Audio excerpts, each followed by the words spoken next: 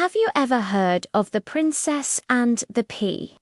The classic fairy tale about a princess so sensitive she could feel a single pea through 20 mattresses.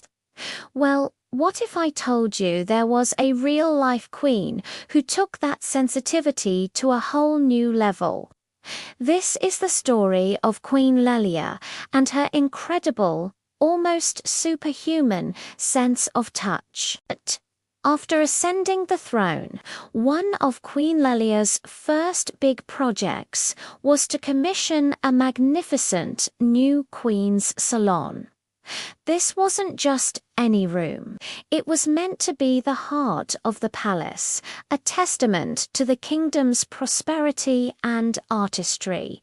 For the most crucial part, the floors, she hired none other than the celebrated royal architect, Master Eamet. He was a legend, known for his perfectionism and breathtaking designs. Months of meticulous, painstaking work followed. Master Eamon and his team of artisans worked day and night, hand-cutting the finest cherry wood and laying it in a stunning herringbone pattern. When it was finally finished, the floor gleamed under the sunlight, a seamless, shining expanse of deep red wood. It was, by all accounts, a masterpiece. Master Eman, swelling with pride, presented his work to the Queen. He gestured grandly, his voice booming in the empty salon. "Behold, Your Majesty, hand-cut cherry wood laid in a herringbone pattern with seamless precision." He was certain she would be overjoyed. Queen Lelia stepped gracefully into the room. The soft silk of her slippers barely made a sound on the polished surface. She tapped her heel lightly, took 2 measured steps forward, and then paused. A small, almost imperceptible wince crossed her face. She looked at the architect, her expression serious, and slowly shook her head. "No, Master Eman," she said, her voice quiet but firm. "I cannot approve it." The architect was floored, pardon the pun. He stammered, "Cannot approve it, Your Majesty. But the lines are straight. The wood is the finest. What could possibly be amiss?" He looked around, his eyes scanning his perfect creation, searching for any flaw. He saw none. Lelia pointed with a delicate finger towards the eastern wall. "It is the second floorboard from the threshold," she announced. "Right where the herringbone pattern joins the border. It is fractionally higher than its neighbor. It's not enough to trip a normal foot, but it is enough to create a point of agonizing pressure beneath my heel when I stand upon it." Master Eman could hardly believe his ears.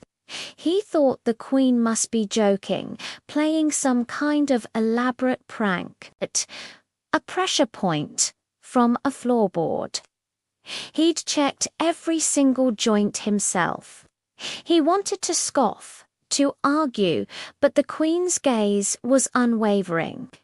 She stood firm, even describing the exact minute angle of the offending piece of wood.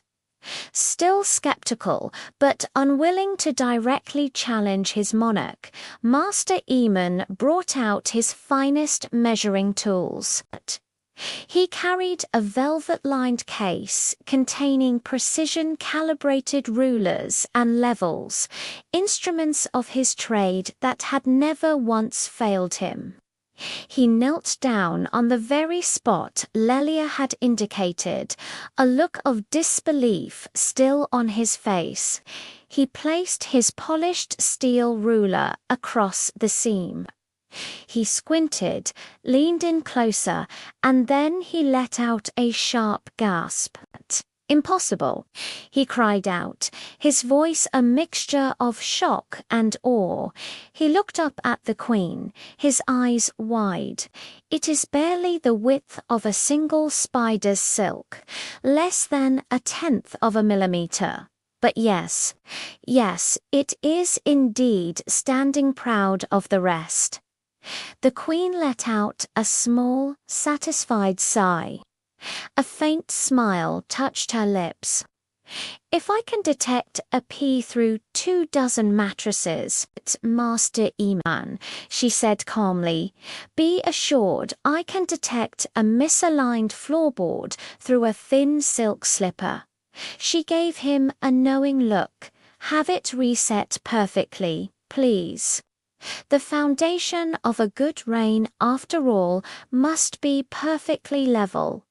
And so the royal architect, humbled and amazed, went back to work. He learned that day that true perfection isn't just about what you can see, but about a standard that sometimes only one person can feel. What do you think? Was the Queen being too picky, or was she teaching a valuable lesson about leadership and attention to detail? Let me know your thoughts in the comments below. Thanks for watching, and don't forget to subscribe for more fascinating stories.